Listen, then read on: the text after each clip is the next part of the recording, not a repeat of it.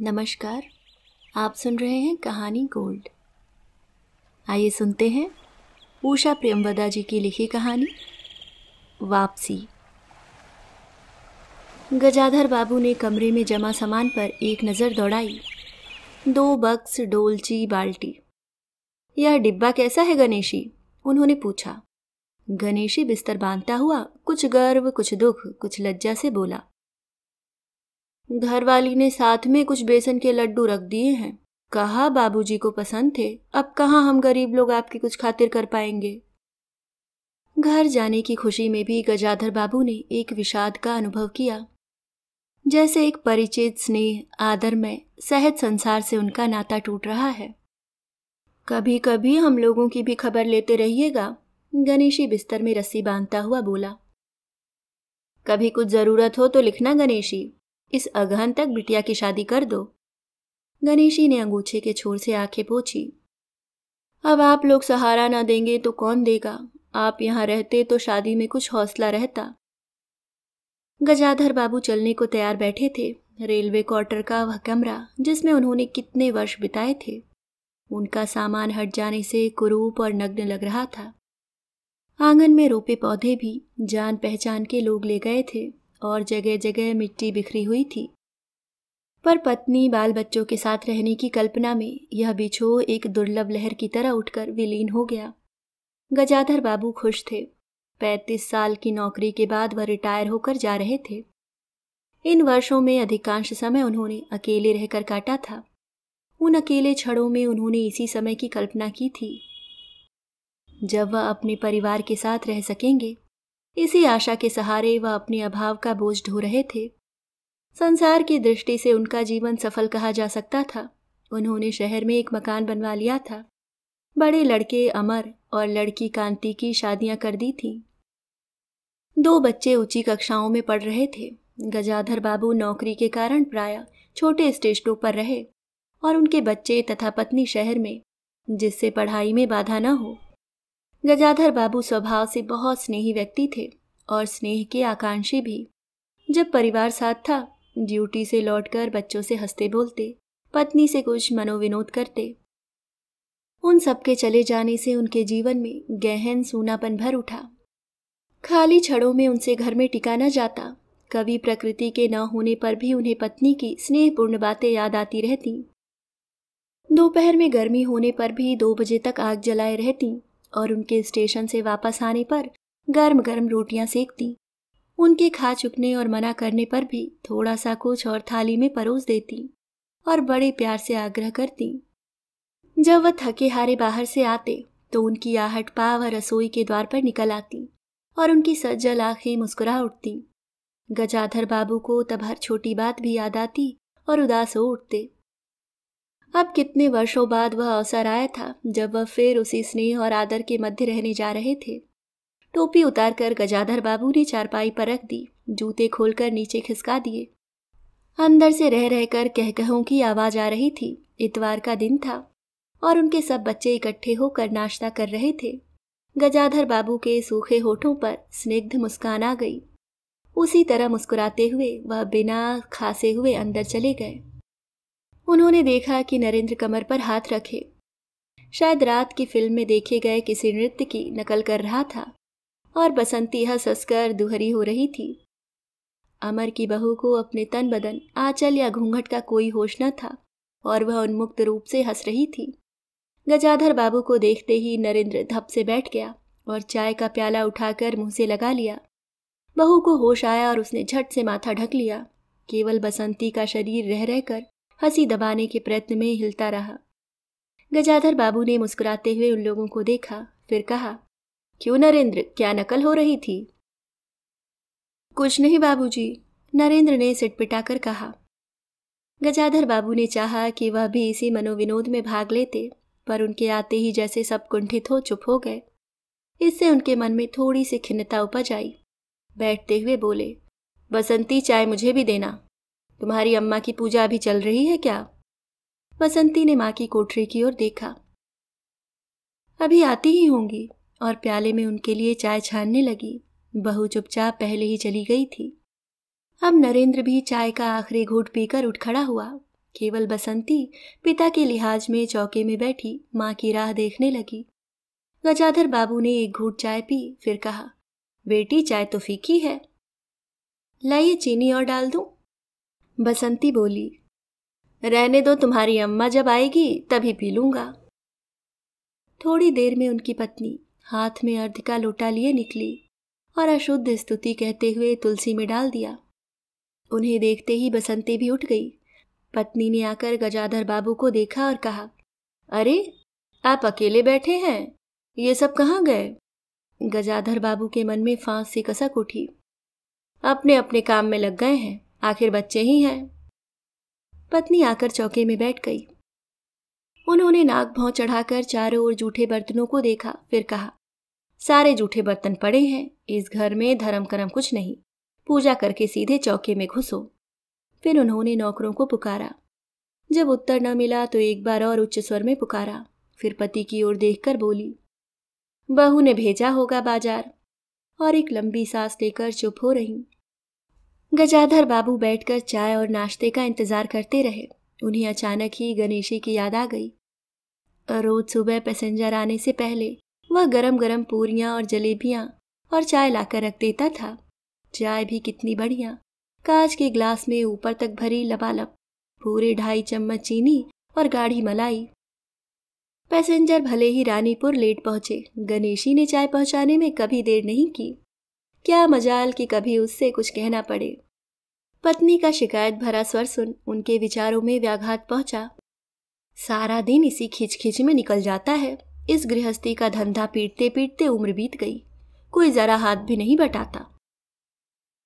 बहू क्या क्या करती है? गजाधर बाबू ने पूछा। पड़ी रहती है। बसंती को तो कहेगी कि कॉलेज जाना होता है। गजाधर बाबू ने जोश में आकर बसंती को आवाज दी। बसंती भाभी के कमरे से निकली तो गजाधर बाबू ने कहा, बसंती, आज से शाम का खाना बनाने की जिम्मेदारी तुम पर है। सुबह का भोजन तुम्हारी भाभी बनाएगी। बसंती मुंह लटकाकर बोली, बाबूजी, पढ़ना भी तो होता है। गजाधर बाबू ने प्यार से समझाया, तुम सुबह पढ़ लिया करो, तुम्हारी माँ बूढ़ी हुई, अब वह शक्ति नहीं बची है। तुम हो, तुम्हारी भाभी हैं, दोनों को मिलकर काम में हाथ बटाना चाहिए। बसंती चुप रह गई। उसके जाने के बाद उसकी माँ ने धीरे से कहा, पढ़ने का तो बहाना है, कभी जी ही नहीं लगता। लगे कैसे? शीला से ही फुर्सत नहीं।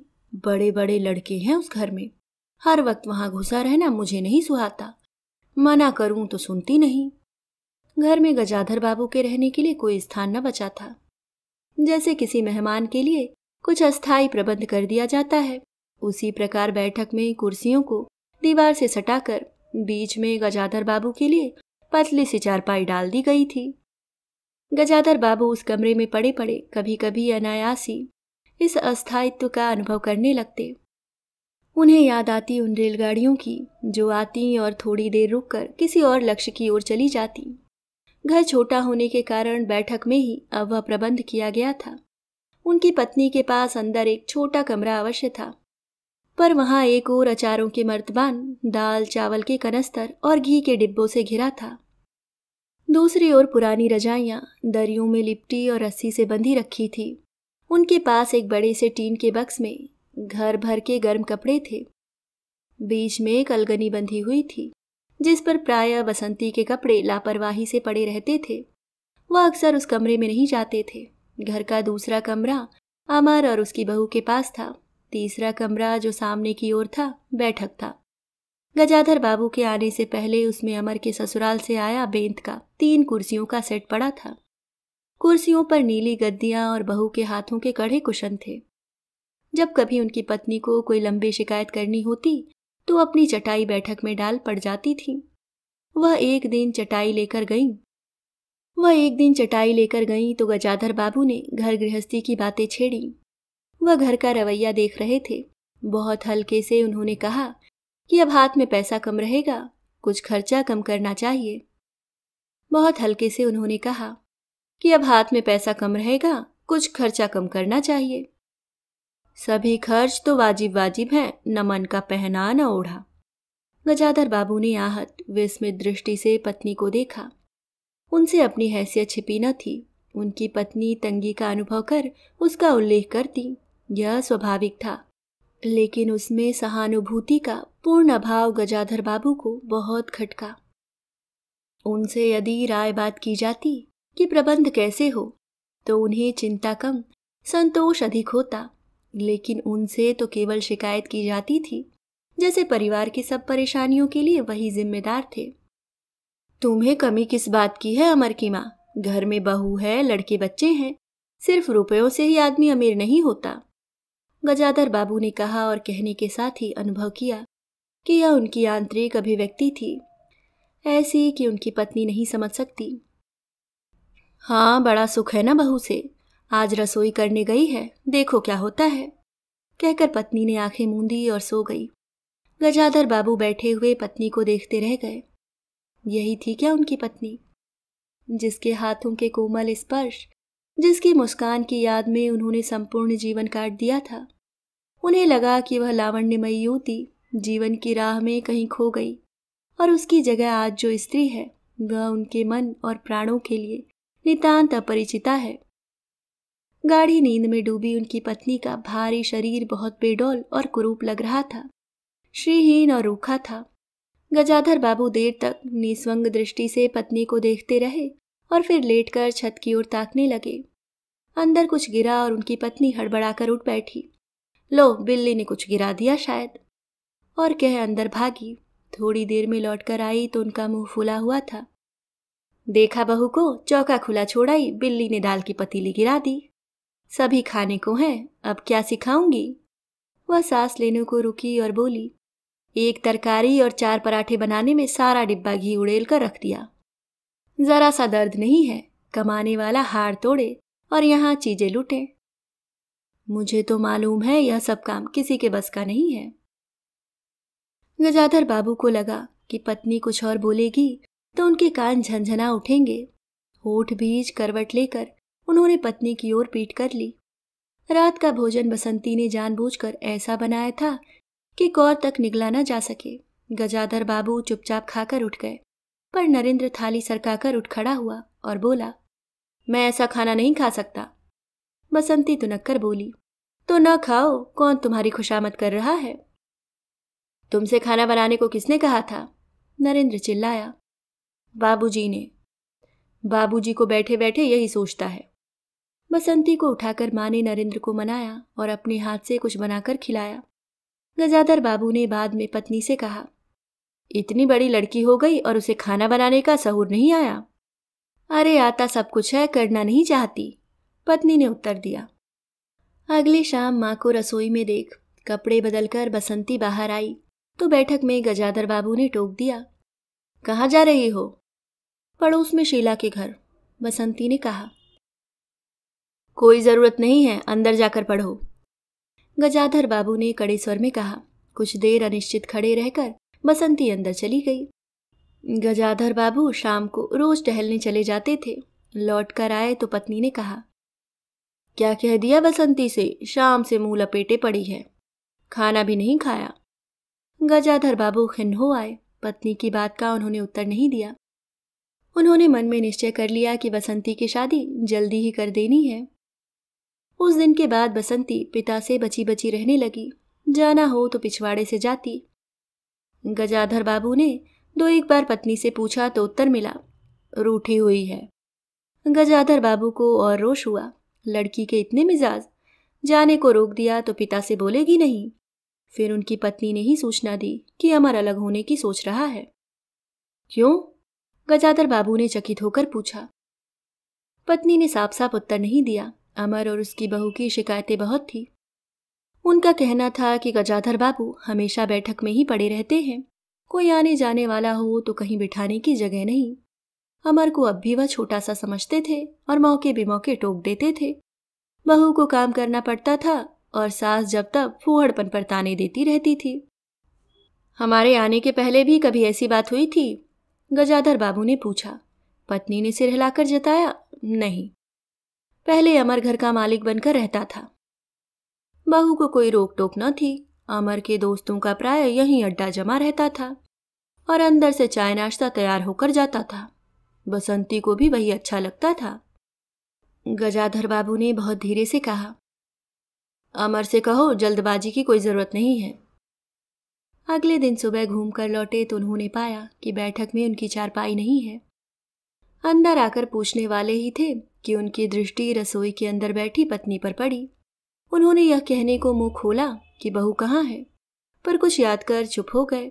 पत्नी की कोठरी में झांका तो अचार, रजाइयों और कनस्तरों के मध्य अपनी चारपाई लगी पाई। गजाधर बाबू ने कोट उतारा और कहीं टांगने के लिए दीवार पर नजर दौड़ाई। फिर उसको मोड़कर अलगनी के कुछ कपड़े खिसकाकर एक किनारे टांग दिया। कुछ खाए बिना ही अपनी चारपाई पर लेट गए। कुछ भी हो, तन आखिरकार बूढ़ा ही था। सुबह शाम कुछ दूर टहलने अवश्य चले जाते, पर आते आते थक उठते थे। गजाधर बाबू को अपना बड़ा सा खुला हुआ क्वार्टर याद आ गया। निश्चिंत जीवन, सुबह पैसेंजर ट्रेन आने पर स्टेशन पर की चहल पहल, चिर परिचित चेहरे और पटरी पर रेल के पहियों की खटखट जो उनके लिए मधुर संगीत की तरह था। तूफान और डाक गाड़ी के इंजनों की चिंगाड़ उनकी अकेली रातों की साथी थी। सेठ रामजी मल की मिल के कुछ लोग कभी कभी पास आ बैठते।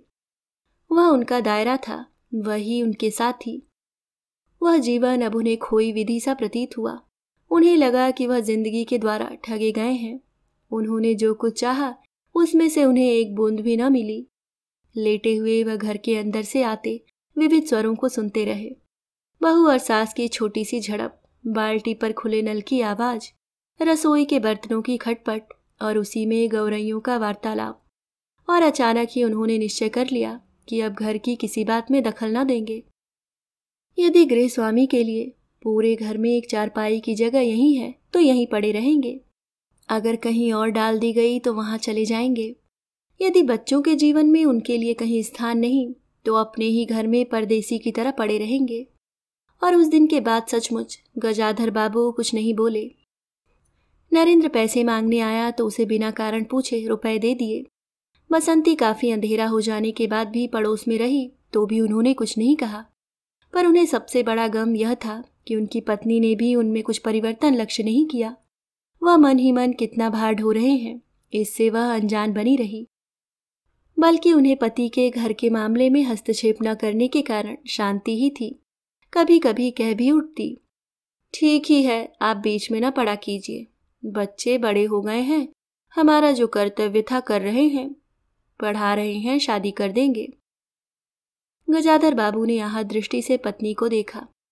उन्होंने अनुभव किया कि वह पत्नी व बच्चों के लिए केवल धनोपार्जन के निमित्त मात्र हैं।